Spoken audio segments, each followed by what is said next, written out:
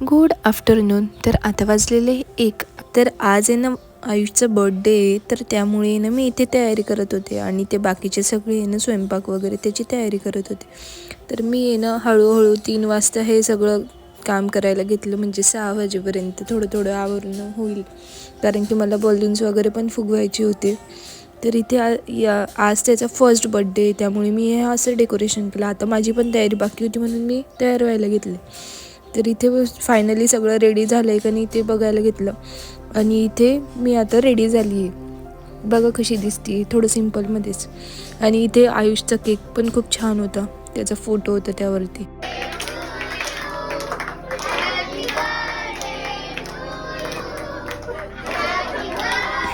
नंतर हा बघा आयुष कसा इकडे बसला आणि प्रत्येकाला या करत होता आणि बाय बाय करत. इथे बघते तर काय, शिवान त्याचं वेगळं स्ट्रगल चालू, टाचेवरती उभं राहिल्या.